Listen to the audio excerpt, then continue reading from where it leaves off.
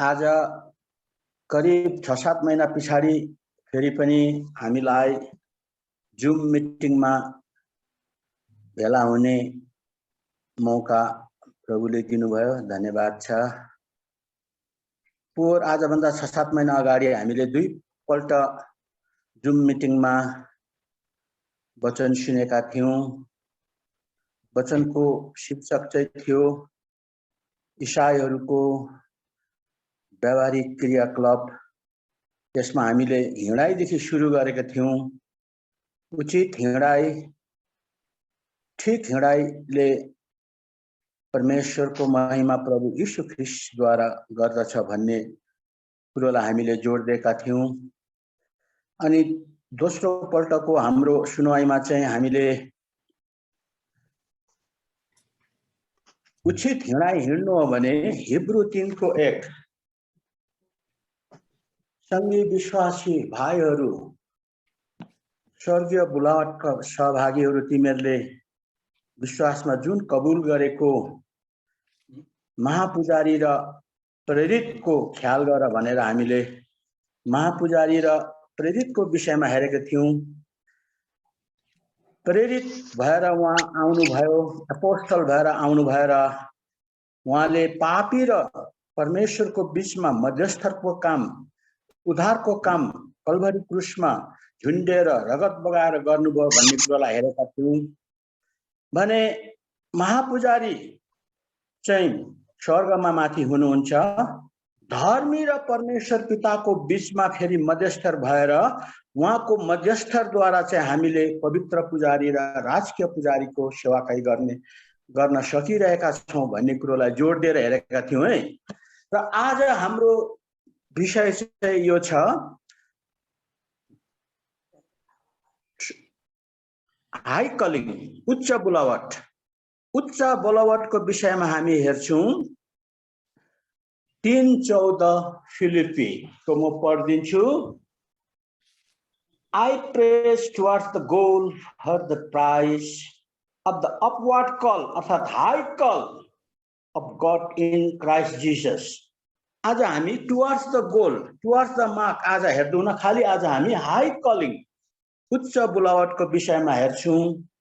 अब हामी उच्च बोलावट पुरस्कारको निम्ति प्रभु येशू ख्रीष्टलाई निशाना ताकेर अघि बढ्छौं भन्ने कुरोलाई हेर्छौं। यो चाहिँ प्रत्येक ईसाईको व्यावहारिक क्रियाकलाप हो। र अब यसमा हामीले आज चाहिँ हाई कलिङ उच्च बोलावटमा हिँड्नका लागि ठिक बाटो हामीले अपनाउनु पर्छ, ठिक बाटोमा हिँड्नु पर्छ भन्ने कुरोलाई पहिले हामी सुनौं। त्यो उच्च बोलावटमा हिँड्नलाई उचित बाटो, ठिक बाटो, राइट वे प्रभु यीशु ख्रीष्ट हुनुहुन्छ। प्रभुले भन्नुभयो बाटो, सत्य, जीवन म हुँ, म बाहेक अरू कुनै बाट पिता कहाँ पुग्न सक्दैन, अर्थात परमेश्वर कहाँ स्वर्गमा पुग्न सक्दैन भनेर प्रभुले भन्नुभयो। बाटो, सत्य, जीवन म हुँ भन्नुभयो। र प्रभुले अधिकारसित यो कुरो भन्नुभयो, बाटो, सत्य, जीवन। यहाँ 3टा कुरो प्रभुले भन्नुभयो।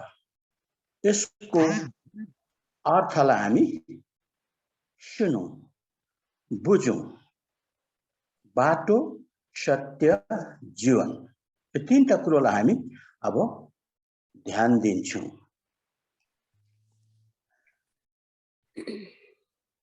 मानिस जाति संसारमा 3टा थोकहरूबाट ठगिएको छ।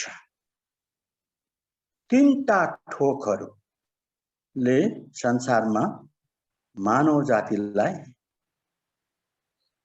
बहुतै ठगेको छ।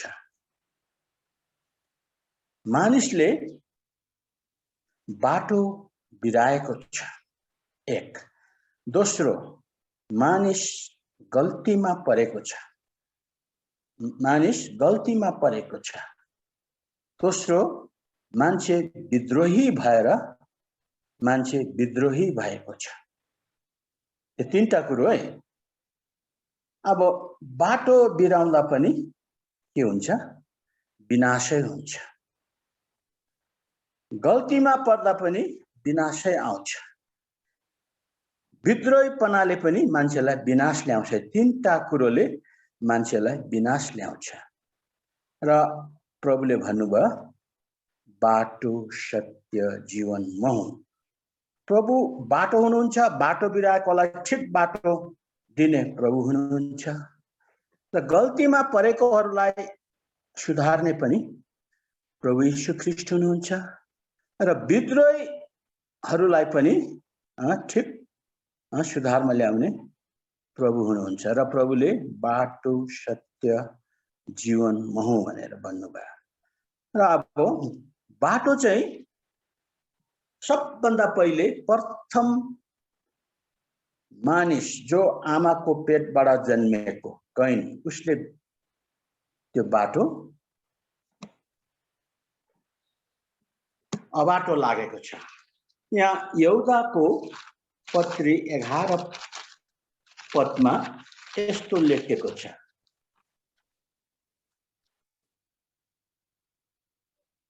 यहाँ भन्छ ओ टु देम, तिनीहरूलाई धिक्कार, for they have gone in the way of Cain, तिनीहरू कैनको बाटोमा लागे, and have run greedily in the error of Balaam, र लालचमा परेको कारणले गर्दा, लोभको कारण बालमको गल्तीमा फसेको छ। For perish in the rebellion of Korah, perish in the gainsaying of Korah भन्छ, अर्थात् rebellion of Korah। र मान्छेहरू यो तीनटा कुरोमा मान्छेहरू एकदमै ठगिएको छ। कैनको बाटोमा लागेका छन्, बालम जस्तो लालचमा फसेर गल्तीमा परेका छन्, र विद्रोही कोराको विद्रोहीपनमा विनाशमा गएका छन् भनेर यसरी यहुदाले लेख्छ। यही कुरोको आधारमा मानिसहरू तीनटा कुरोमा मानिसहरू ठगिएको छ। यो तीनटा कुरोदेखि मान्छेलाई बचाउनको निम्ति प्रभुले भन्नुभएको बाटो सत्य जीवन म हुँ। र अन्तमा प्रभुले पनि भन्नुभयो म बाहेक अरू कुनैबाट पिता कहाँ पुग्न सक्दैन, अर्थात् पिता स्वर्गमा हुनुहुन्छ, स्वर्गमा पिता कहाँ पुग्न सक्दैन प्रभुले भन्नुभयो। अब कैनले चाहिँ कसरी अबाटो लाग्यो, कैनले कसरी बाटो बिरायो भन्दा, कैनको विषयमा हामीले जब पढ्छौं कि कैन चाहिँ संसारमा मानवहरूमा दोस्रो धर्मगुरु हो, दोस्रो धर्मगुरुको चित्र हो। बुझ्नुभयो? कैनले समयमा परमेश्वर कहाँ आफूले खेतीपाती गरेको अन्न लिएर चढाउनु गए भनेको छ। हामी त्यो कुरो उत्पत्ति 4 अध्यायमा पाउँछौं। उत्पत्ति 4 अध्यायमा कैन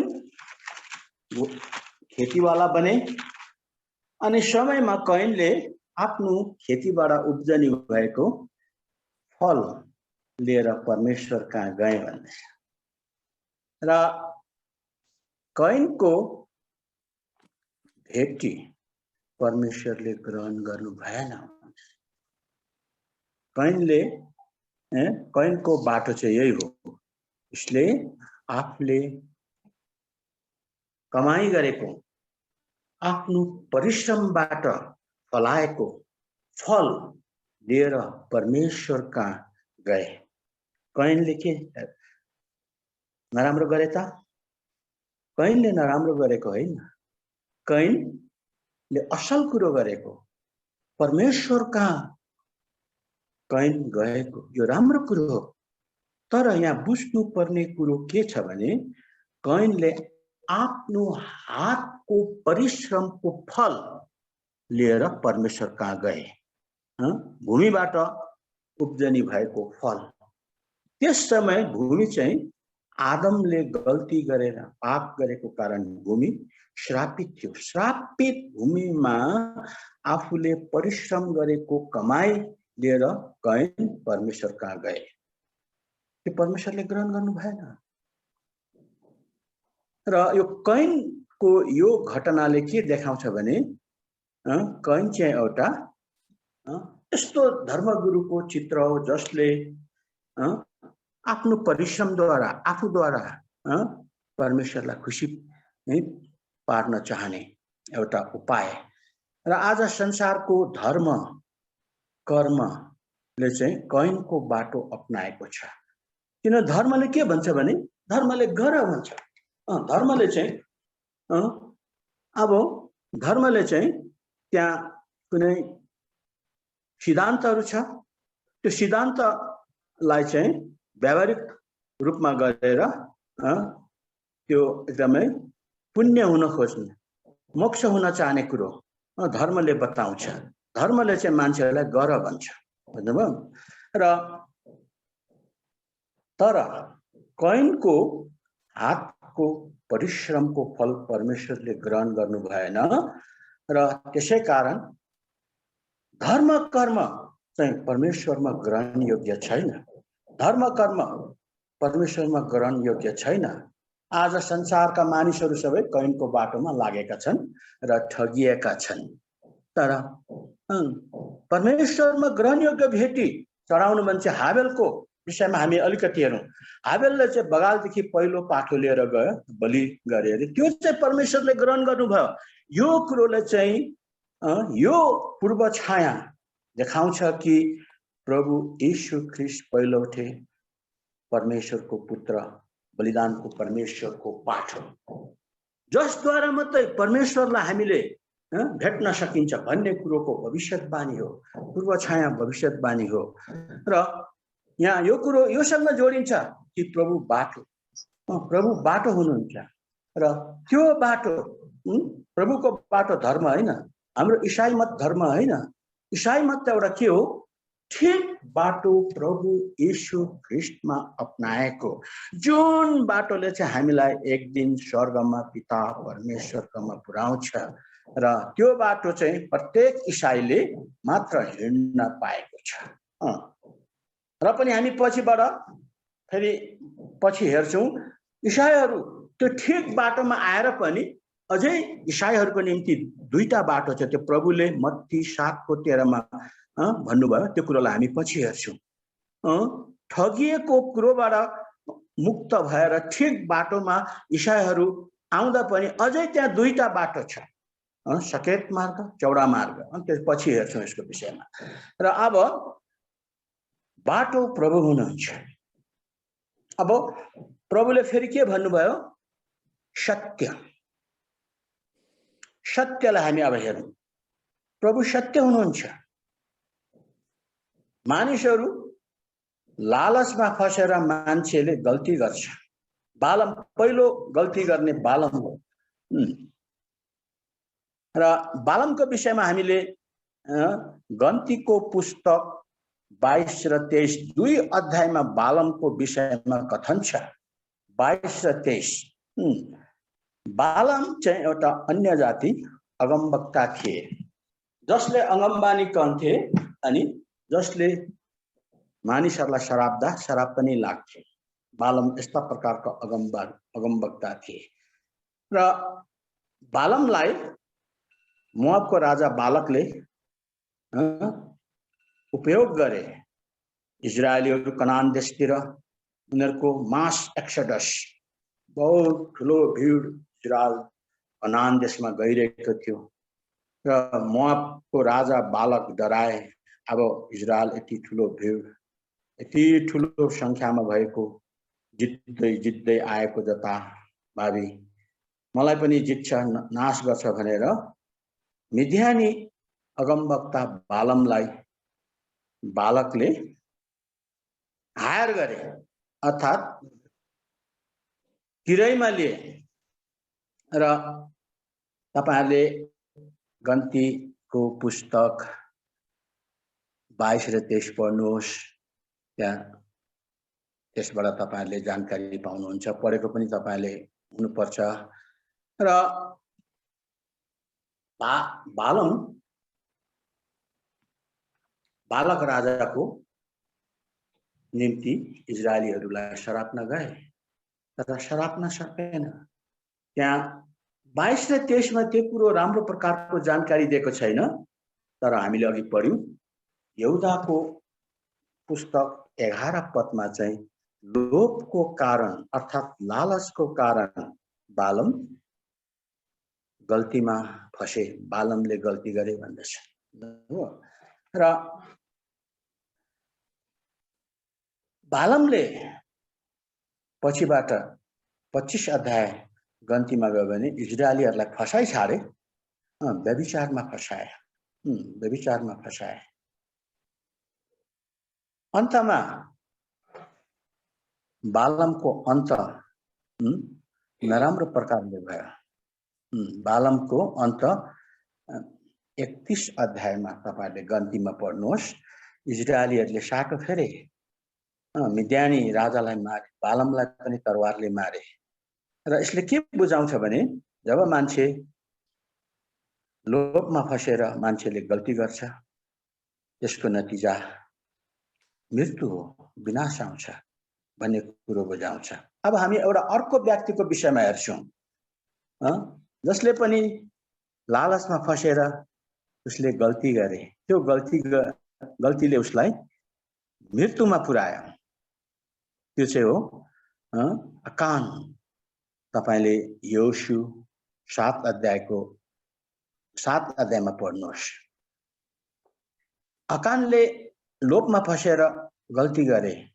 श्रापित कुरो जुन चाहिँ यरीहोमा भएको श्रापित कुरो तिमीहरूले नल्याउनु, कुनै एकदमै त्यहाँको धन सम्पत्ति कुनै पनि तिमीहरूले त्यहाँ लुटको माल भनेर नबटुल्नु, तिमीहरूले त्यसलाई लुट सम्झेर नबटुल्नु भनेको थियो।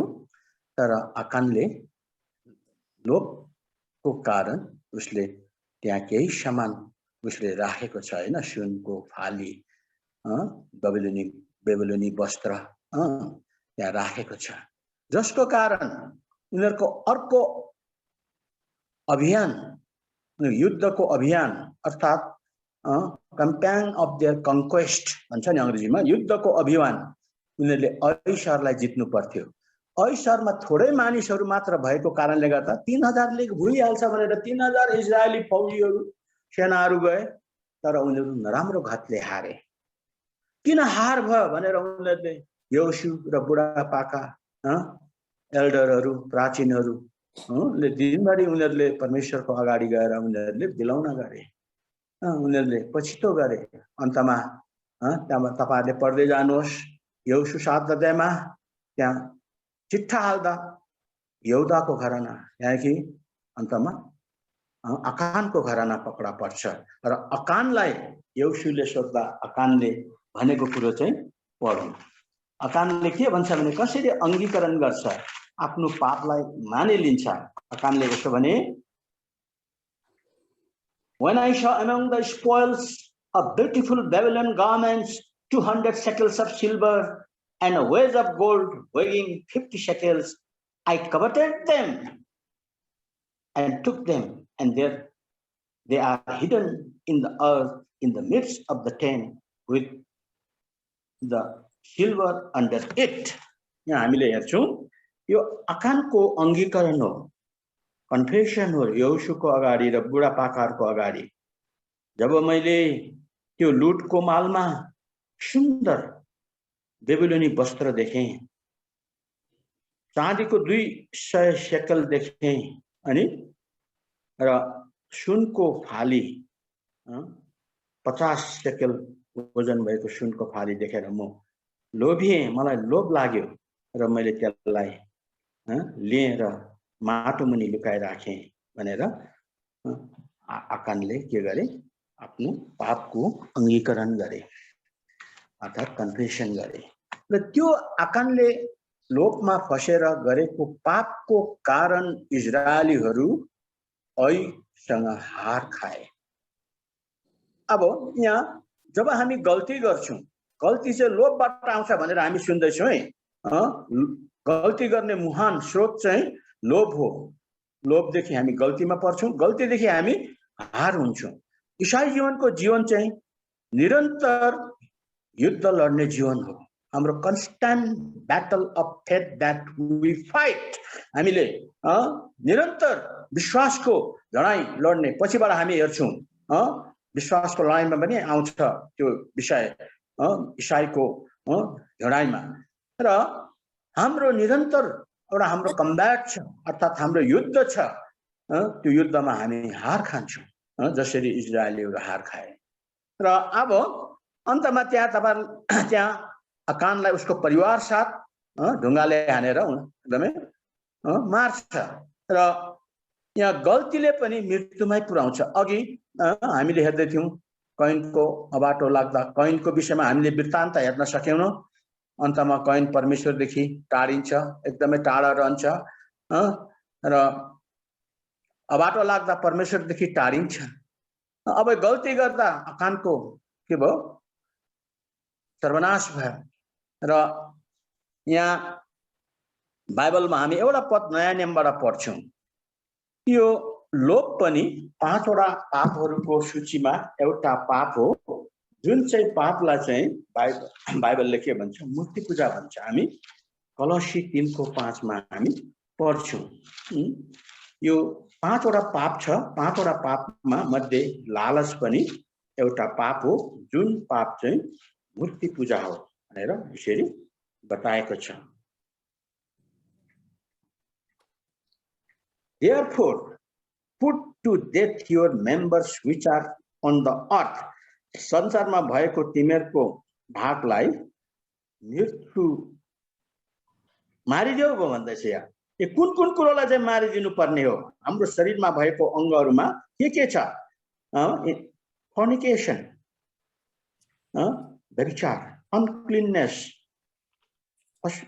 अशुद्धता, passion अर्थात् त्यसलाई भन्छ उद्वेग, इनअर्डिनेट अफेक्सन भन्छ अरु बाइबलमा। इनअर्डिनेट अफेक्सन त्यो चाहिँ कुनै कुरोलाई बेसी जोड दिएर प्रेम गर्नु।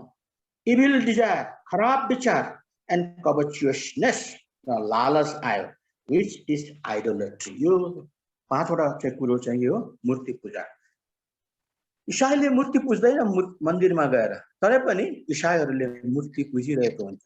यो 5 वटा कुरो फेरि पनि म पढिदिन्छु। 5 वटा: व्यभिचार, अशुद्धता, उद्वेग, खराब विचार, लोभ।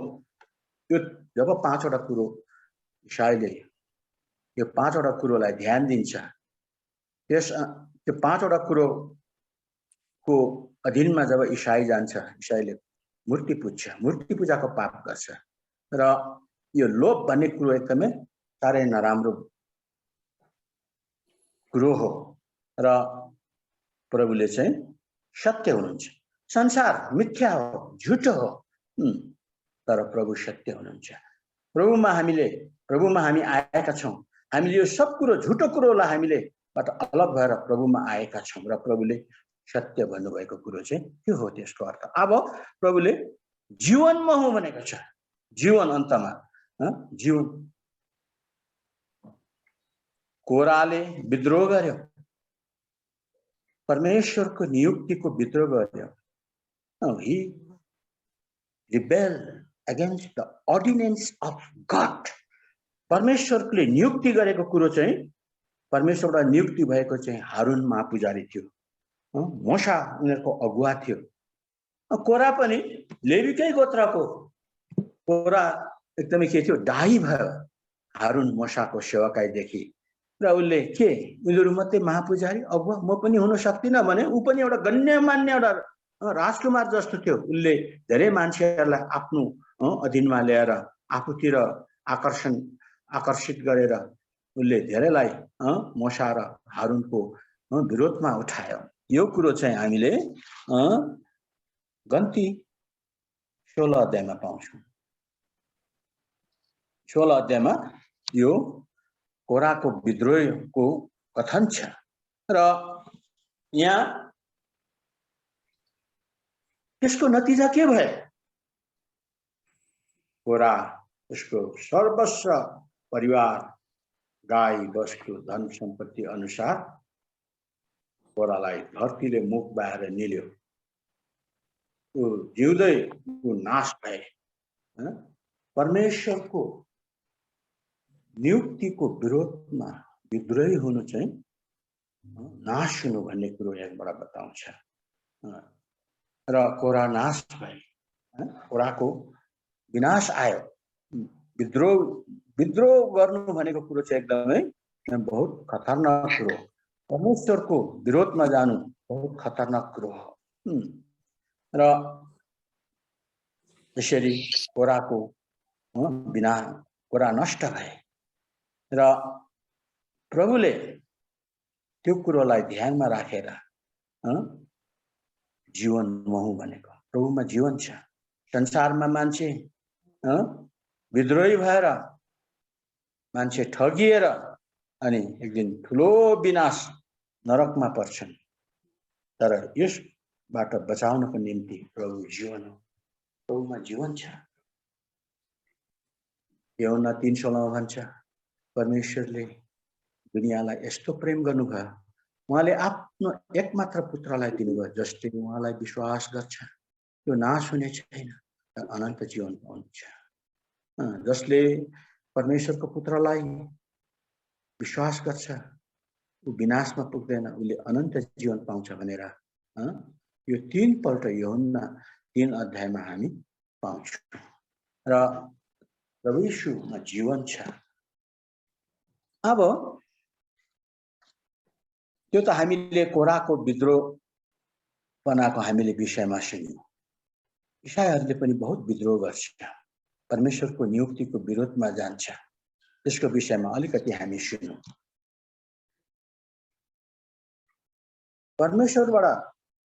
परमेश्वरको प्रबन्धमा प्रभु यीशु ख्रीष्ट एकमात्र पुत्रमा जीवन पाएर पनि ईसाईजनले कोही बेला यो एकदमै डाहाको कारण परमेश्वरको नियुक्तिको विद्रोह गर्छ।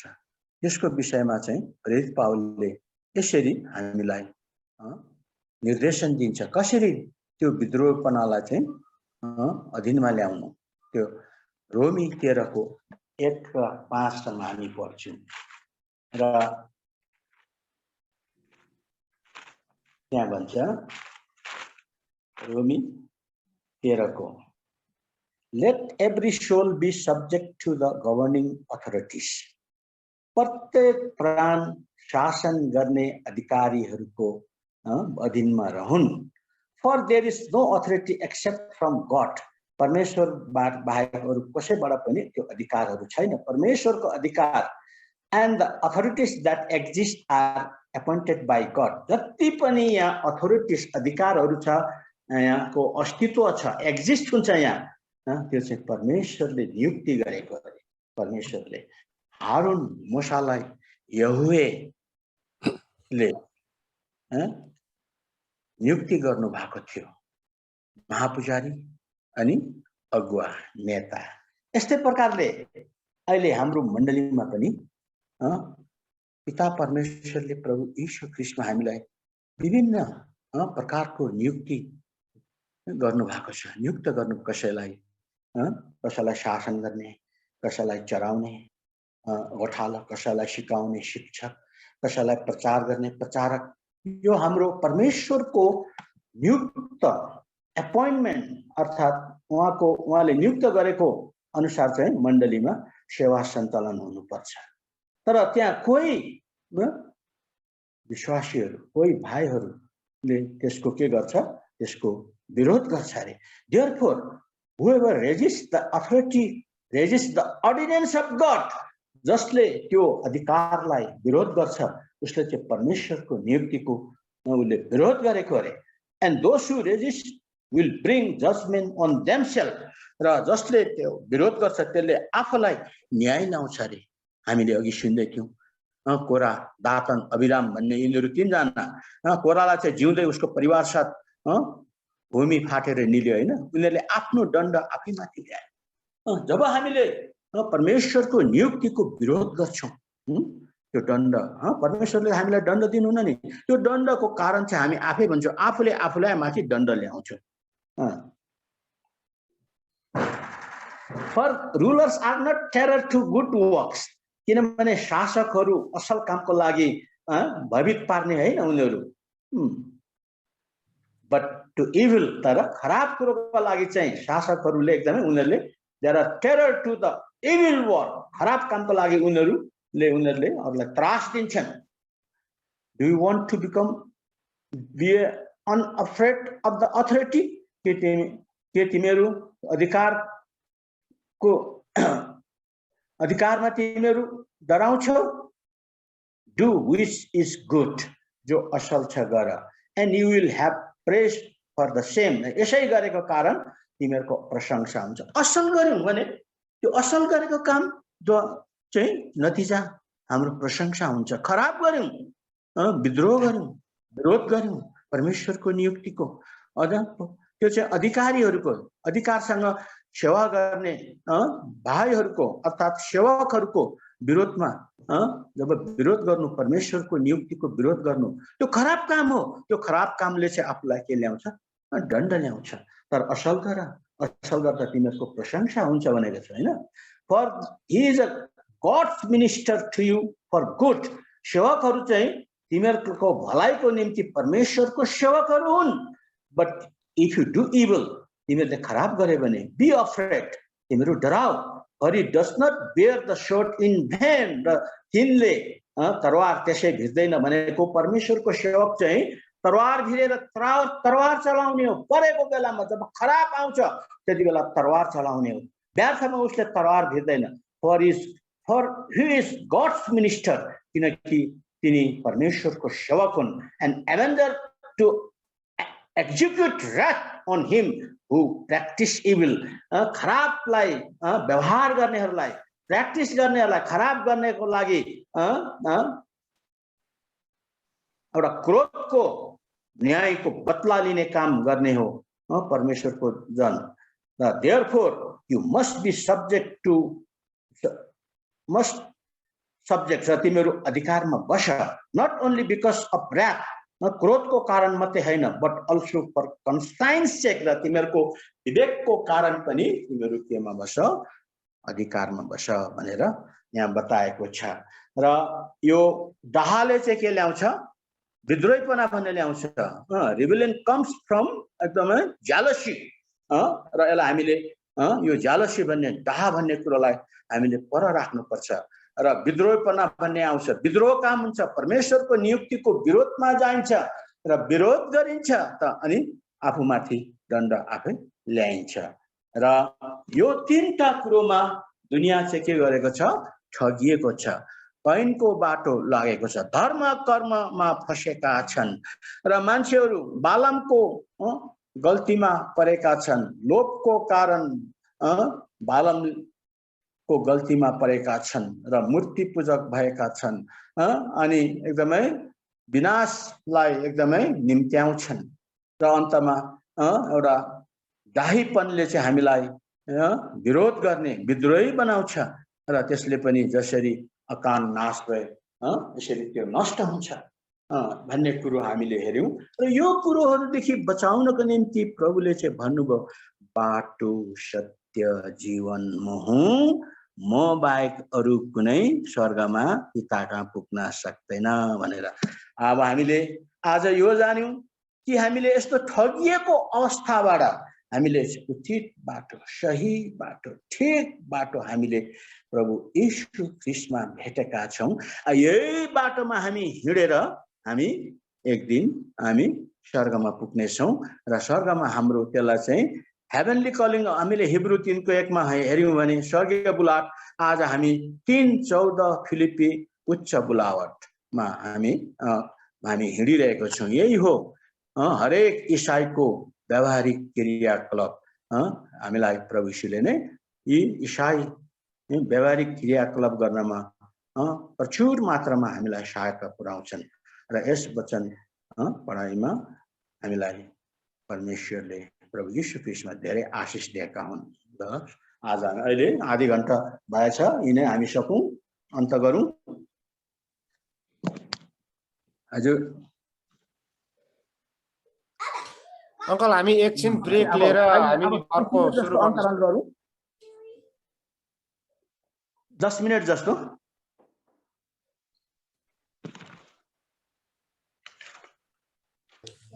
अ 10 मिनटको ब्रेक पछाडि फेरि अंकलले वचन लिएर आउनुहुन्छ र त्यसमा हामी बातचित गर्दै गरौँ। त्यही सन्दर्भमा रहेर अलिकति तातो हुँदा मैले अंकललाई मैले एउटा प्रश्न सोधेँ ल अंकल। हुन्छ, सोध्नुहोस्। यो प्रश्न चाहिँ अघि कैनको विषयमा छ है। यो चाहिँ कैनको विषयमा अब यहाँ चाहिँ के भन्छ भने कैनको बलिदान चाहिँ परमेश्वरले ग्रहण गर्नु भएन। सुन्नुहोस् है राम्ररी। कैनको बलिदान चाहिँ परमेश्वरले ग्रहण गर्नु भएन किनकि तिनको बलिदान तिनको आफ्नै हातको कार्य थियो अनि श्रापित भूमिबाट उनले ल्याएका थिए। जुन जमिन चाहिँ आदामको समयमा श्रापित भएको थियो हैन।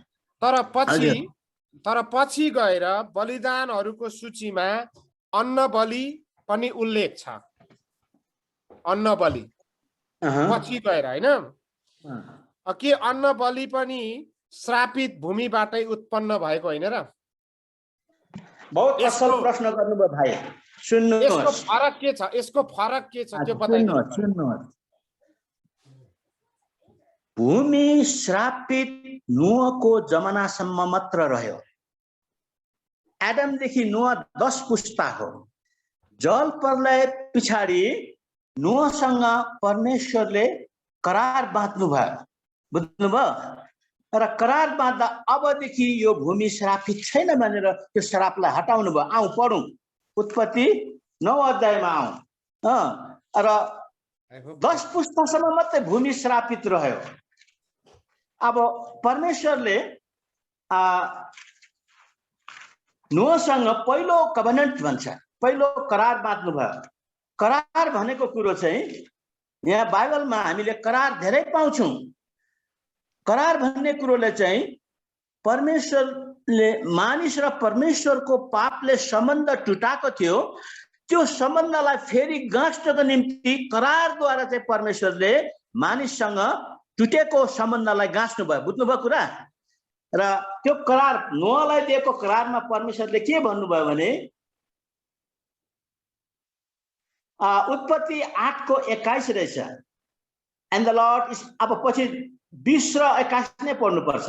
Then Noah built an altar to the Lord and took up every clean animal and up every clean bird and offered burnt offering on the altar. त्यति बेला तपाईले भन्नुभयो नि, नो फर्स्ट burnt offering, पहिले हाबेलले चढाएको पनि burnt offering नै थियो, पनि होम बलि नै हो, पाठो हो। र यहाँ पनि नोहले पनि शुद्ध शुद्ध पशु पन्छीबाट अन्न बलि के अरे होम बलि चढाउनु भयो। And the Lord smelled a soothing aroma, सुगन्ध बास्ना परमेश्वरको निम्ति भएर परमेश्वरले त्यसलाई सुँग्नु भयो। Then the Lord said in his heart, परमेश्वरले आफ्नो हृदयमा भन्नुभयो, I'll never again curse the ground for man's sake, र मान्छेको निम्ति म भूमिलाई अब म श्राप दिन भन्दैछ। बुझ्नुभयो? लु यहाँ नै हटा है भाइ। अब नोह एक्चुअली पहिले नोहको होम बलि त, किनभने नोहले चाहिँ अन्न चढाएको छैन नि, बुझ्नुभयो? नोहले अन्न चढाएको छैन, नोहले चाहिँ पशु पन्छी चढाएको छ। त्यसले पनि ख्रीष्टकै बलिदानको पूर्व छाया देखाउँछ हैन। र त्यो बलिदानलाई चाहिँ परमेश्वरले होम बलिको रूपमा मिठो बास्नाको रूपमा ग्रहण गर्नुभयो र हृदयमा भन्नुभयो, अब यो भूमिको श्राप म हटाउँछु भन्नुभयो। बुझ्नुभयो? र पछिबाट होम बलिमा चाहिँ अन्न चढाइँदैन, होम बलिमा चाहिँ खाली पशु। र अन्न बलि भन्ने चाहिँ मिल अफरिङ, कर्न अफरिङ भन्छ नि एउटा मिल अफरिङ, त्यसमा चाहिँ मसिनो पिठो चढाउँछ। त्यो चाहिँ भूमिबाट उब्जेको होइन, किनभने भूमिको श्राप हटिसकेको कारणले गर्दा भूमिबाट उब्जिएको अन्न बलि फेरि परमेश्वरले ग्रहण गर्नुहुन्छ। अन्न बलि चाहिँ प्रभुको व्यक्तित्व हो, प्रभुको जीवानी हो अन्न बलि चाहिँ। ल, इज इट क्लियर भाइ? हजुर हजुर uncle, thank you so much. कोही छ अरूले पनि सोध्नु सक्नुहुन्छ? अघिको कोही कुरोमा तपाईहरुले अलिकति तपाईहरुलाई बुझ्नमा गाह्रो परेको छ भने सोध्नुहुन्छ अरू पनि। दिल्लु भाइलाई प्रश्नको लागि धेरै धन्यवाद। अनि अङ्कल एलबीलाई। अच्छा, भाइसँग चाहिँ भाइको नाम देवान। भाइ देवान सुमन हो भाइ? सुमनको दाजु। सुमनको दाजु भाइ जीवन हो भाइ? हजुर। अनि धन्नै नचिनेको। जयमसी भाइ, जयमसी। लु भन्नुहोस् भाइ, भन्नुहोस्। एलबी अङ्कललाई भाइ दिल्लुले गर्नुभएको प्रश्नको एकदमै चित्त बुझ्दो अनि त्यहाँदेखि साह्रै सान्दर्भिक अनि सही जवाबको लागि धेरै धन्यवाद। एकदमै धेरै नयाँ कुरा जान्न पाइयो। वेलकम, धन्यवाद भाइ दिल्लु, धन्यवाद तपाईको एकदमै सही प्रश्नको लागि। हामी एउटा भजन गाउँ, कसैले एउटा भजन चुज गर्नुहोस्। एउटा भजन गाउँ अनि त्यस पछाडि अर्को वचनको लागि हामी हाम्रो हृदयलाई तयार राखौँ। कसैले एउटा भजन छानिदिनुहोस्।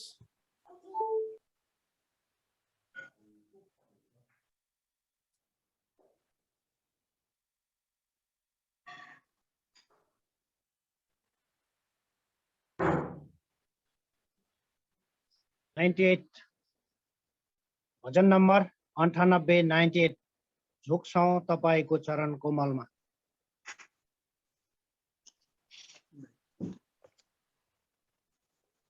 झुक्छौं तपाईको चरण कोमलमा, कि हाम्रा दुर्बल गुणाहरू टेकी क्षमा गरी हाम्रा त्रुटिहरूलाई, क्षमा गरी हाम्रा त्रुटिहरूलाई, पवित्र निष्काम बनाइदिनुहोस् बिन्ती प्रभु, अनुग्रह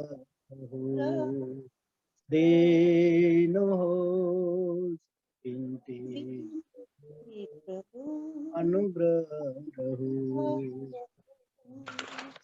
तपाईं मात्रै हाम्रा असल गाउनु हामीलाई बराले नदेखि, संसारदेखि पूर्ण लागिएको, संसारदेखि पूर्ण लागिएको जीवन हामीलाई तपाईले दिनुहोस् बिन्ती प्रभु, अनुग्रह दिनुहोस् बिन्ती प्रभु, अनुग्रह तपाईको वचन हाम्रो भोजन पाए बनाउनुहोस् ख्रीष्टीय सुल्युदा, तपाईको वचनको आत्मिक तलवारले, तपाईको वचनको आत्मिक तलवारले शैतानसित लड्नलाई साथ दिनुहोस्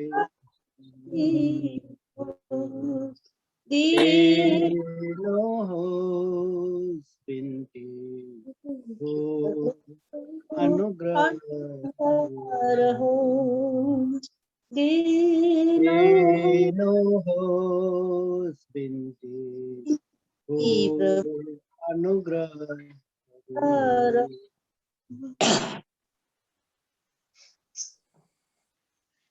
भाइ दिलु हजुर अब सुरु गर्नु हैन हजुर अब तपाईको समय लिनुहोस् अब सुरु गर्नु हैन हजुर अङ्कल तपाईको समय लिनुहोस् अब ल सुरु गरौँ है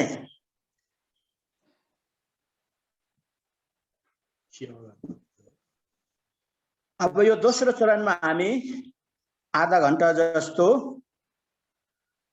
उच्च बुलावटको विषयमा हामी हेर्छौं हामीले पहिलो चरणमा सुनेको सन्देश प्रभु यीशु ख्रीष्ट सही बाटो सही मार्ग जुन मार्गबाट हिँडेर एक दिन हामी स्वर्गमा पिता कहाँ पुग्ने छौं भन्ने कुरोलाई हामीले सुन्यौं अब यो बाटोमा हिँड्दाखेरि चाहिँ यो हाई कलिङ हो हेभेनली कलिङ हो स्वर्ग बुलावट हो हिब्रू 3:1 अनि यसलाई फिलिपी 3:14 अनुसार उच्च बुलावट हो अब उच्च बुलावटमा चाहिँ हामीले गोल लक्ष्य निशाना हामीले ताकेर हिँड्नुपर्छ हाम्रो गोल अर्थात हाम्रो मार्ग हाम्रो निशाना प्रभु येशू ख्रीष्ट हुनुहुन्छ फेरि पनि हामी फिलिपी 3:14 लाई पढ्ने छौं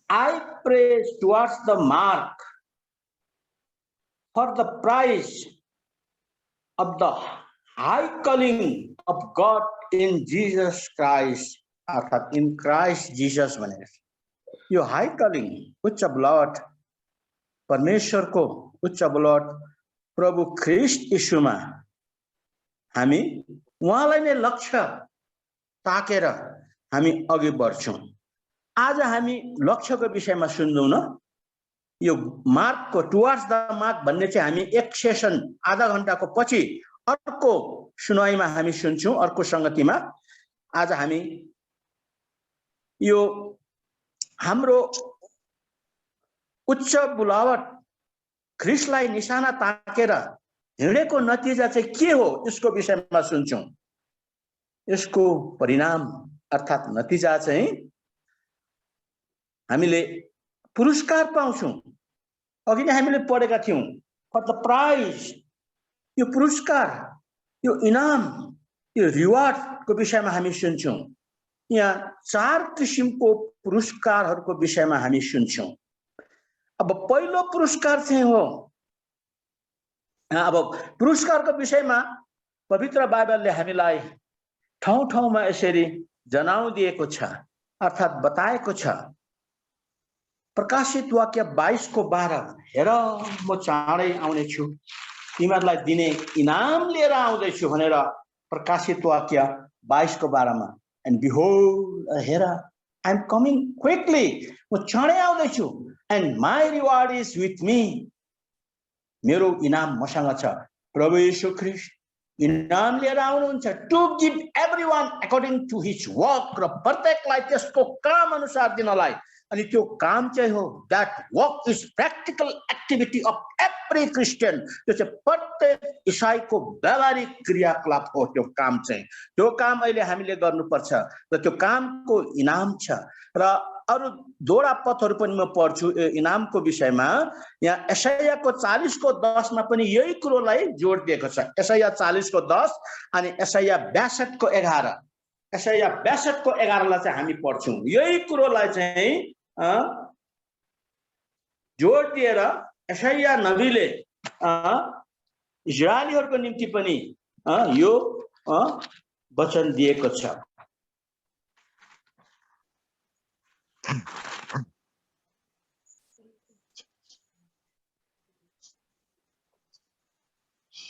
Behold, the Lord shall come with the strong hand. यहाँ चाहिँ लॉर्ड गॉड भनेको छ परम प्रभु परमेश्वर बलियो बाहुबल द्वारा आउनुहुन्छ he shall and his arm shall rule for him र उहाँको निम्ति उहाँको बाहुबलले शासन गर्नेछ behold his reward is with him र हेर उहाँको इनाम उहाँसित छ भनेर छ अब 62 को 11 लाई पनि पढौं।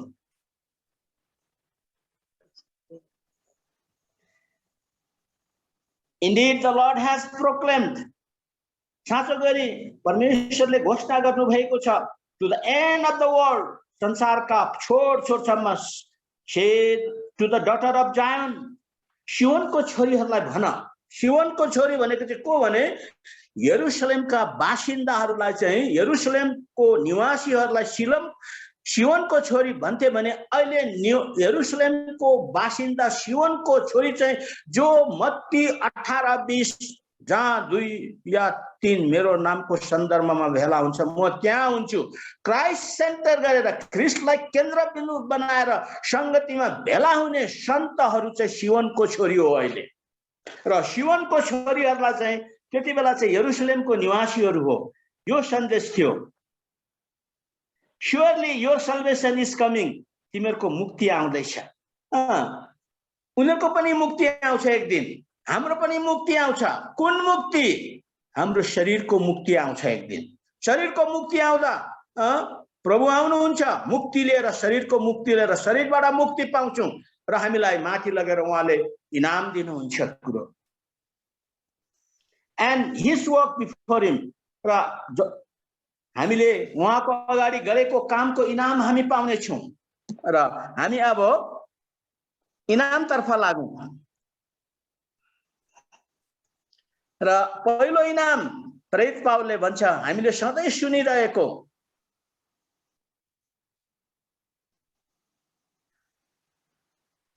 पहिलो इनाम चाहिँ धार्मिकताको मुकुट हो। पहिलो इनाम पावल निश्चित थिए, प्रेरित पावल निश्चित थिए। प्रेरित पावलले शहीद हुने बेलामा रोमी तरवारले उसको गर्दन काटिने बेलामा यो कुरो भनेको थियो, मैले मेरो दौड पूरा गरेँ, मेरो विश्वासलाई बचाइराखेँ, अबदेखि उसो मेरो निम्ति धार्मिक प्रभु येशू ख्रिस्टले मलाई धार्मिकताको मुकुट दिनुहुन्छ, मलाई मात्रै हैन जसले उहाँको आगमनलाई प्रिय मान्छ भनेर प्रेरित पावलले यहाँ भनेको कुरोलाई म पढिदिन्छु। I have fought the good fight, मैले विश्वासको उत्तम लडाई, यो एउटा क्रियाकलाप हो, विश्वासको उत्तम लडन त पनि, यसलाई पनि पछिबाट हामी हेर्छौं। आई फिनिश द रेस, यो पनि विश्वासीको एउटा क्रियाकलाप हो, दौडिने। I have kept the faith, विश्वासलाई बचाइरहने। Finally there is laid up for me the crown of righteousness, अन्त्यमा मेरो नाम निम्ति धार्मिकताको मुकुट राखेको छ। Which the Lord the righteous जज, जो चाहिँ प्रभु धार्मिक न्यायाधीशले will give me on that day, त्यो दिनमा अरे सबैले हामी त्यो दिनमा प्रेरित पावल जति पहिले पेन्टिकोस्टको दिनदेखि अहिले र्याप्चरसम्म अर्थात् हावामा उठाइ लैजाने समयसम्मको सङ्गी विश्वासी सन्तगणले विश्वासको काम गरेको त्यसको इनाम चाहिँ त्यो दिनमा, इन द्याट डे भनेको that day is the day of Christ, त्यो चाहिँ ख्रिस्टको दिन हामीलाई पापीहरूको निम्ति न्यायको दिन, धर्मीहरूको निम्ति इनाम पाउने दिन, त्यो न्यायमा दिनुहुनेछ।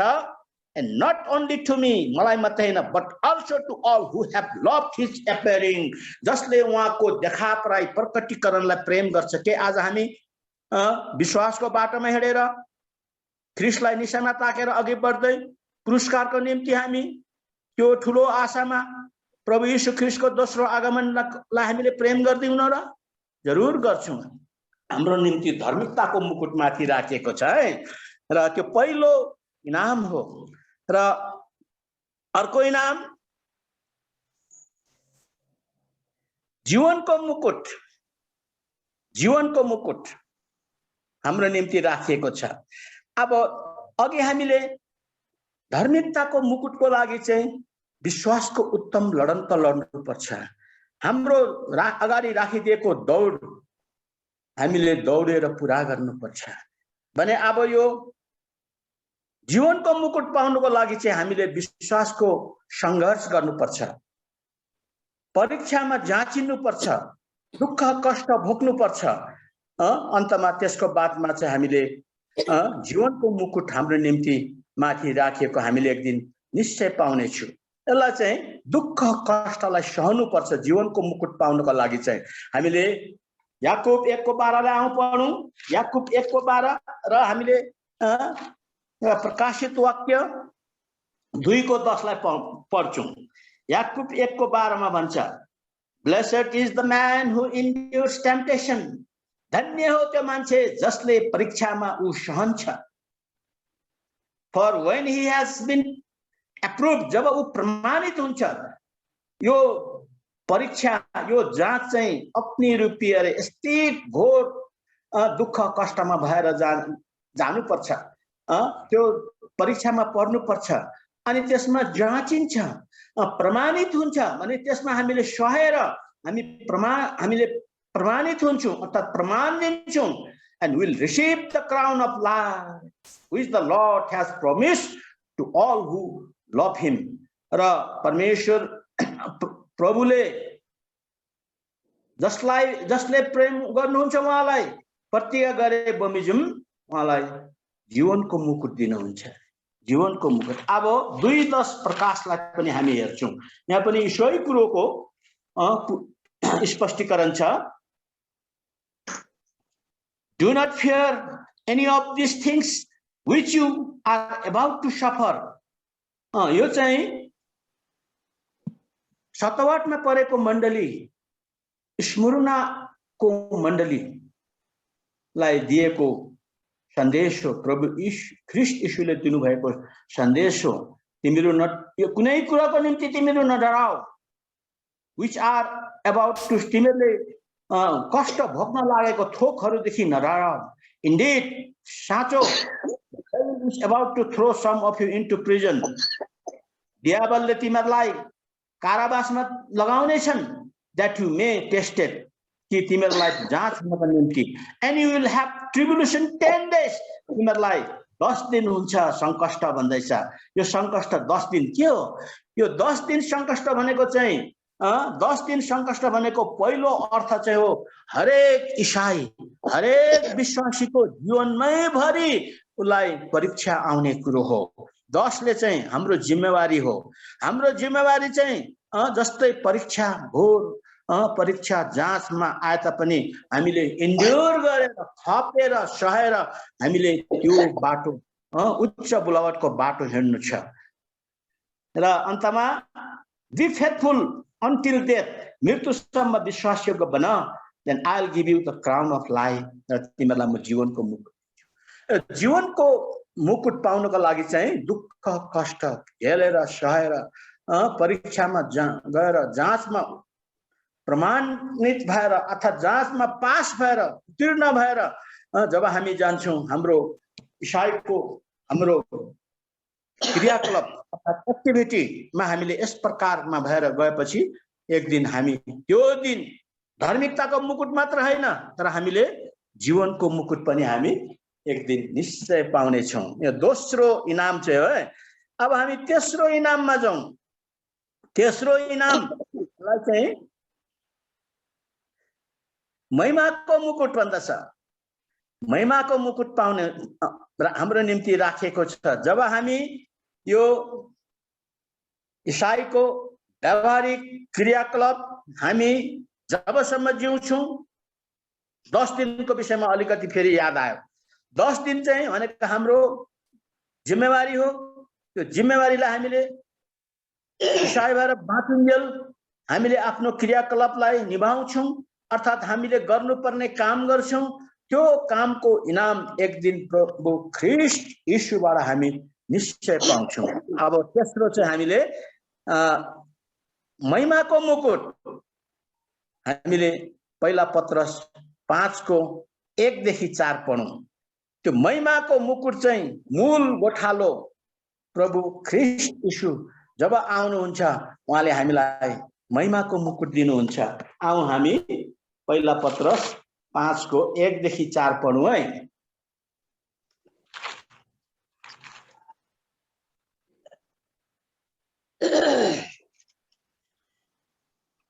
आउनुहोस् हामी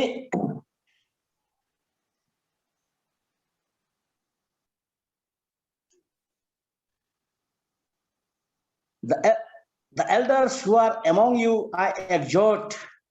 तिमीहरूमा भएको प्राचीनहरूलाई म उत्साह दिन्छु भन्दैछ. I whom am a fellow elder and a witness of the suffering of Christ. म पनि ख्रीष्टको दुःख भोगाइको साक्षी र म पनि तपाईहरु जस्तै एउटा सँगी प्राचीन हुँ भन्दैछ है. यो लेखक प्रेरित पत्रसको यो लेख हो. प्रेरित पत्रसले यसरी अरु सँगी प्राचीनहरूलाई आफू पनि प्रभु ख्रीष्ट यीशुको दुःखको सहभागीको साक्षी र एउटा सँगी प्राचीन भएर अरूलाई के कुरोको उत्साह दिँदैछ भने and also a partaker of the glory that will be revealed. आउने वाला प्रकाश हुने महिमाको सहभागी अरे. आउने वाला महिमाको सहभागी. त्यो दिन आउने वाला महिमा प्रभु ख्रीष्ट यीशु बादलमा महिमामा आउनुहुन्छ. त्यति बेला त्यो चाहिँ महिमाको एकदमै हामी सहभागी हुन्छौं. अहिले पनि हामीले महिमा गरिरहेका छौं. महिमा गर्नु भनेको चाहिँ के हो? महिमा भन्ने कुरो चाहिँ हामीले यसलाई देख्न सक्दैनौं, तर यसलाई हामीले फिल गर्न सक्छौं. यसलाई हामीले बुझ्न सक्छौं. जब हामी हाम्रो जिम्मेवारी, हाम्रो 10 दिन जब हामी दुःख, कष्ट, परीक्षा, जाँच हर प्रकारको झेल्दै विश्वासको उत्तम लडन्त लडेर हाम्रो दौडलाई पूरा गर्दै हामी जान्छौं. यो चाहिँ महिमा हो. प्रभु यीशु ख्रीष्टको ठिक बाटोमा उहाँलाई निशाना ताकेर हामीले यहाँ विश्वासको हिँडाइ हिँड्नु चाहिँ यो एउटा महिमा हो. अहिले पनि महिमा हामीले गरिरहेका छौं. प्रभुले भन्नुभयो तिमीहरू जगतका ज्योति हो. तिमीहरूको असल काम, तिमीहरूको सुकर्म, तिमीहरूको ज्योतिको काम अरूले देखोस्. अरूले देखेर परमेश्वरको महिमा तिमीहरूको असल कामद्वारा हुन्छ भनेर प्रभुले भन्नुभएको छ. पहाडी उपदेशको 5 को 14, 15, 16 मा यो कुरो प्रभुले गर्नु भएको छ.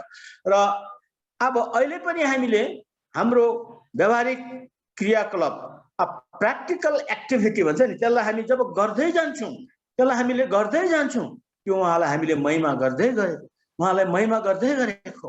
महिमा चाहिँ त्यो हो जब हामी आफै व्यवहारिक क्रियाकलापमा हामी संलग्न हुन्छौं, लौलीन हुन्छौं, व्यस्त हुन्छौं. हाम्रो महिमा हामी यो गर्दा चाहिँ प्रभु यीशु ख्रीष्टद्वारा परमेश्वरको धेरै महिमा हुन्छ. र आउने वाला ठुलो महिमाको सहभागी त्यसै प्रभु यीशु ख्रीष्ट महिमामा आउनुहुन्छ बादलको सवारीमा. उहाँलाई भेट्न हामी जब अन्तिम तुरै बज्छ, त्यो तुरैको शब्दमा हामी परिणत हुन्छौं, हामी बदलिन्छौं. मरणशील चोलालाई यही छोडिराखेर अमरणशील चोला धारण गरेर, किनभने अमरणशील चोला मात्रै स्वर्गमा जान सक्छ. मरणशील चोला रगत र मासु भएको शरीर कहिले पनि स्वर्गमा जान सक्दैन. र हामी एकदमै महिमित भएर एकदमै प्रभु यीशु ख्रीष्टलाई बादलमा भेट्न जान्छौं. र त्यो चाहिँ महिमाको सहभागी, त्यो महिमाको सहभागी हामी भइसकेका छौं. र त्यो महिमित दिनको निम्ति हामीले जरुर आशा हामीले राखेका छौं, राख्नुपर्छ. हामीले राख्नुपर्छ. जब यसलाई हामी आशा राख्छौं, जब प्रभुको आगमनको हामी बाटो हेर्छौं, आशा राख्छौं, यूहन्नाले के भन्छ भने तिमीहरू पवित्र छौ, तर यसले तिमीहरूलाई अझै पवित्र बनाउँदै लान्छ भनेर यूहन्नाले हामीलाई यसरी यूहन्नाको वचन 3 अध्याय पत्री 3 अध्यायको 1-2 र 3 मा हामीलाई यसरी बताएको छ. Beloved, प्रिय हो, now we are children of God. हामी परमेश्वरका सन्तान हौं. And it has not yet been revealed that what shall we be. हामी कस्तो हुन्छौं यसको अझै पनि हामीलाई प्रकट भएको छैन. We shall be like him as we shall see him as he is. जब उहाँ आउनुहुन्छ हामी उहाँ जस्तै हुन्छौं. उहाँ जस्तो छ हामी त्यही देख्छौं. And everyone who has this hope in him purify himself just as he is pure. र यो प्रत्येक आशा उहाँमा बनेको ख्रीष्टमा भएकाहरू शुद्ध छन् र अझै शुद्ध हुँदै जान्छ र यो आशाले हामीलाई शुद्ध शुद्ध शुद्ध बनाउँदै लान्छ र प्रभु यीशु ख्रीष्टको आगमनको आशा प्रत्येक ईसाईले गर्नु अनिवार्य छ। यसले हामीलाई शुद्ध पवित्र बनाउँदै लान्छ र यो कुरो हामीले हेर्यौं। अब यो महिमाको मुकुट पाउनको निम्ति चाहिँ हामीले गोठालो गर्नुपर्छ, शेफर्डिङ गर्नुपर्छ, हाम्रो गोठालोपनको सेवा हामीले निभाउनु पर्छ। त्यो विषयमा पत्रसले भनेको कुरोलाई हामी हेर्छौं। Shepherd the flock of God which is among you, तिमीहरूको बीचमा भएको परमेश्वरको बगालको हेरचाह गर, गोठालो गर भन्दैछ। विश्वासीहरू संगी सन्तगण चाहिँ परमेश्वरको बगाल हो। त्यहाँ चाहिँ प्रत्येक गोठालाहरू राखिएका छ। सेवकहरूको काम चाहिँ ती परमेश्वरको बगाललाई हेरचाह गर्ने हो। सर्भिङ एज ओभरसियर र एकदमै गोठालो भएर एउटा अध्यक्ष भएर एकदमै हामीले त्यो सेवालाई हामीले पुरा गर्नुपर्छ। नट बाई कम्पल्सन, कर कापले हैन रे, यो कुनै कर काप आउँदैन, सेवा गर्नुपर्छ, खै नगरी हुँदैन भनेर सेवा गर्ने कुरो आउँदैन। यो हाम्रो यो गोठालोपनको सेवा नट अन्डर कम्पल्सन, कर कापमा हैन, रहरले पनि हैन, करले पनि हैन, देखाउनु पनि हैन, नाम कमाउनु पनि हैन, यो सेवाकाई र भन्छ बट विलिङली, तयारी मनले अरे, इच्छुक मनले, नट फर डिसअनेस्ट गेन, कुनै एकदमै अविश्वास योग्यको एउटा कुनै नाफालाई को चाहना राखेर हैन। अघि हामीले के हेर्दै थियौं कि लोभले चाहिँ एउटा गेन, प्रॉफिट, एउटा एकदमै भन्ने कुरोतिर लान्छ हामीलाई। लोभले फसाउँछ हामीलाई, एकदमै कुनै कुरोको हामीलाई एउटा नाफा, एउटा गेन तिर लान्छ भन्ने कुरो। कुनै कुरोको डिसअनेस्ट गेन, अविश्वास योग्य एकदमै कुनै कुरोलाई पाउने चाहनाले हैन, बट इगरली अरे, एकदमै इच्छुक भएर, not as being lord over those entrusted to you, तिमीहरूलाई जिम्मा दिएको बगालहरूमाथि अधिकार जमाएर हैन रे, एकदम अधिकार जमाएर हैन, but being example to the flock, तर तिमीहरू बगालको नमुना बनेर रे, हामीले नमुना बनेर यो कुरोहरू चाहिँ हामीले ख्याल राख्नु पर्ने कुरोहरू चाहिँ हामीले फेरि पनि पढौं, फेरि पनि सुनौं। हामीले कर कापले हैन, तयारी मनले, एउटा अविश्वास योग्यता को कामद्वारा हैन, तर एकदम इच्छुक मनले, अधिकार जमाएर हैन, तर भीडको नमुना बनेर। यहाँ र यसरी यस प्रकारले जब हामी गोठालो बन्छौं तब पत्रसले के भन्छ मुनि, when the chief shepherd appears, जब मुख्य गोठालो देखा पर्नुहुन्छ, you will receive the crown of glory that does not fade away, र ओइलाएर नजाने, टलेर नजाने महिमाको मुकुट तिमीहरूले पाउने छौ भन्ने।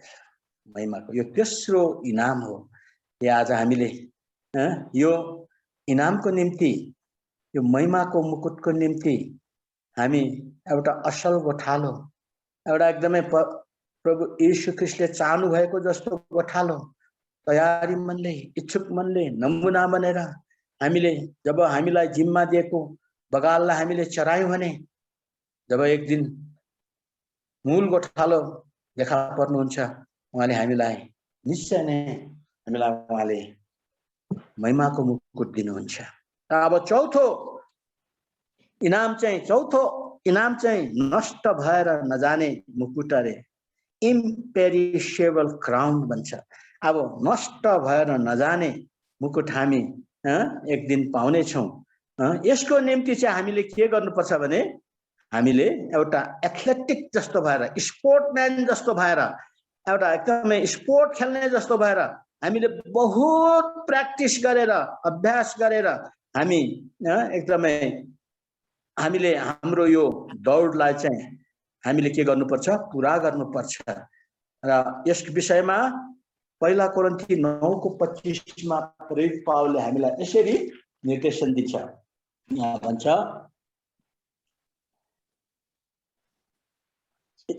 यो पढ्नु अगाडि यो कुरो सुनौ। ईसाई जीवन चाहिँ एउटा दौडको जीवन हो, लडाईको जीवन हो, दौडको जीवन हो, खेतीवाला र किसानको जीवन हो अनि योद्धाको जीवन हो, लडाई गर्ने योद्धाको जीवन हो। यो पनि ईसाईहरूको व्यवहारिक क्रियाकलाप हो। र यहाँ आज हामी एउटा धावकको विषयमा एथलेटिक अर्थात् रनरको विषयमा हामी सुन्दैछौँ। र यहाँ के भन्छ भने and every who competes for the prize is temperate in all things। र यसलाई चाहिँ यहाँ स्पोर्टम्यानलाई एउटा स्पोर्ट खेल्नेलाई को नमुना लिएर हामीलाई केही निर्देशन केही इन्स्ट्रक्सन यहाँ प्रेरित पावलले लेखिरहेको छ। यो संसारको यो टेम्परेट यो थोरै दिनको लागि एउटा हामीलाई इनाम हुन्छ अरे, खेल्नेहरूलाई इनाम हुन्छ। त्यो इनाम त्यो रिवार्ड पाउनको लागि पनि के गर्नु पर्यो, कम्पिट गर्नु अरे। त्यो इनाम पाउनको लागि पनि त्यहाँ एकदमै स्ट्रिक्ट ट्रेनिङ गर्नु पर्यो, स्ट्रिक्ट ट्रेनिङ। अब 100 मिटर रेस दौड्ने अथवा जुनै रेस दौड्ने, चाहे लङ डिस्टेन्स हो चाहे सर्ट डिस्टेन्स हो, चाहे नजिकको दूरी चाहे लामो दूरी, म्याराथन भन्छ होइन, 10,000 7,000 लिएर 100 200 400 यस्तैहरू छन् नि होइन। त्यो धावकहरू कुद्ने यो प्रतियोगिता भन्छ होइन। यसमा कुद्नेहरूले धावकहरूले सुती बसेर कुद्नु गयो भने ऊ लास्ट हुन्छ, सबको पछाडि पर्छ। तर त्यो प्रतिस्पर्धा गर्नको निम्ति अर्थात् कम्पिटिसन गर्नको निम्ति उसले आफूलाई एकदमै स्ट्रिक्ट ट्रेनिङ उसले के गर्नुपर्छ, एक्सर्साइज गर्नुपर्छ, बहुत ट्रेनिङ गर्नुपर्छ। र एउटा टली जाने स्थायी पुरस्कारको निम्ति त मान्छेले त्यसलाई एकदमै बहुत कोसिस गर्नुपर्छ, एकदम तालिम गर्नुपर्छ र मात्र पाउने पनि फर्स्ट सेकेन्ड थर्ड मात्रै होइन ले पाउँछ। तर यो प्रभु यीशु ख्रीष्टमा दौड्ने धावकहरू सबैले पाउँछ, सबैले पाउँछ एक दिन। फर्स्ट सेकेन्ड थर्डको कुरो छैन यहाँ, सबैले नै इनाम पाउँछ। तर इनाम पाउनको लागि हाम्रो पनि बहुत हामीले कठोर तालिम हामीले अहिले गर्नुपर्छ। र त्यसको अझै हामी पढेर सुन्छौँ यहाँ। Now they do to obtain perishable crown अरे, त्यो तिनीहरूले चाहिँ नष्ट हुने बितेर जाने मुकुटको लागि उनीहरूले त्यसको लागि उनीहरूले तालिम दिन्छ।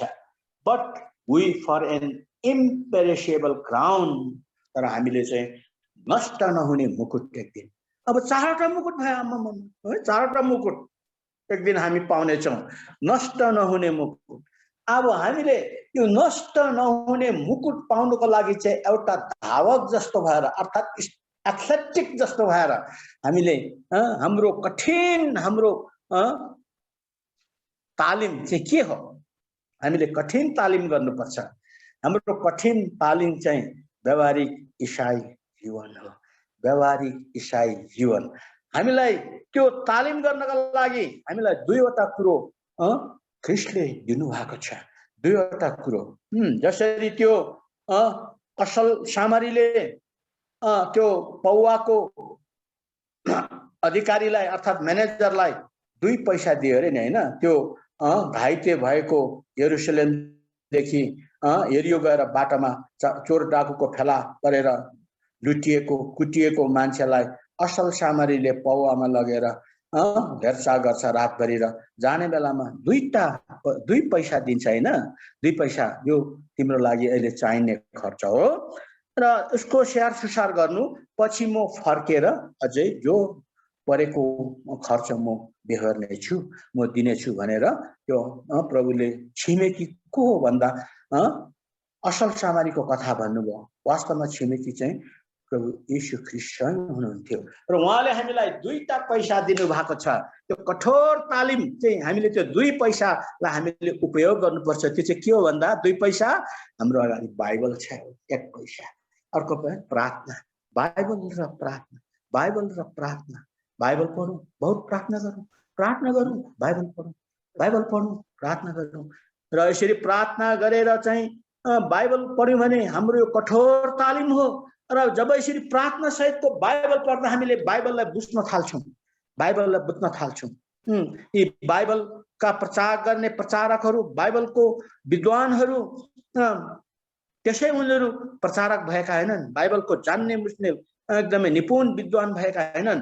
उनीहरूको इसाई जीवनमा उनीहरूले बहुत घोर परिश्रम, उनीहरूको कठोर तालिम, प्रार्थना, बाइबल अध्ययन उनीहरूले गरेर नै उनीहरू एकदमै उनीहरू प्रचारक, उनीहरू शिक्षक भएका हुन् र हामी सबैले नै प्रार्थना सहित बाइबल पढ्यौँ भने बाइबलबाट परमेश्वर प्रभु येशू ख्रीष्टको व्यक्तित्वमा हामीसँग बोल्नुहुन्छ, हामीसँग बात मार्नुहुन्छ, हामीलाई सिकाउनुहुन्छ, हामीलाई बुद्धि दिनुहुन्छ, हामीलाई ज्ञान दिनुहुन्छ।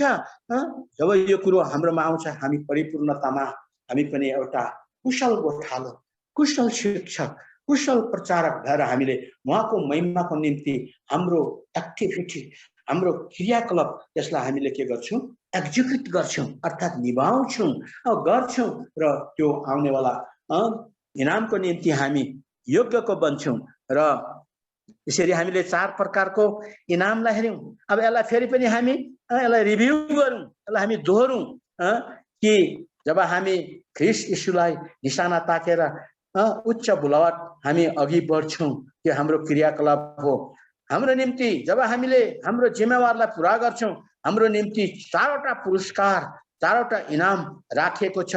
त्यो चाहिँ प्रभु ख्रीष्ट येशू जब आउनुहुन्छ, हामीले अघि हेर्दै थियौँ प्रकाशित वाक्य 22 को बारेमा, म इनाम लिएर आउँछु, प्रत्येकलाई उनीहरूको काम अनुसार दिने इनाम लिएर म आउँछु भन्नुभएको छ। निश्चय नै उहाँले हामीलाई इनाम दिनुहुन्छ। पहिलो इनाम हामीले हेर्यौँ, हामीले धार्मिकताको मुकुट, विश्वासको लडन लडेर दौडलाई, विश्वासलाई बचाए राखेर दौडलाई पुरा गरेपछि धर्मी न्यायाधीश ख्रीष्ट येशूले हामीलाई धार्मिकताको मुकुट दिनुहुन्छ भने जब हामीले एकदमै दुःख, कष्ट, परीक्षा, जाँचलाई सहेर विश्वासलाई बचाए राख्यौँ भने हामीलाई याकुब 1 को 12 र प्रकाशित 2 को 10 अनुसार हामीलाई जीवनको मुकुट दिनुहुन्छ। र अनि तेस्रो पुरस्कार चाहिँ अब हामीलाई हाम्रो जिम्मामा दिएको परमेश्वरको बगाललाई हामीले वचन अनुसार हामीले गोठालो गर्यौँ भने, उनीहरूको देखरेख गर्यौँ भने एक दिन मूल गोठालो जब प्रकट हुनुहुन्छ उहाँले हामीलाई महिमाको मुकुट दिनुहुन्छ।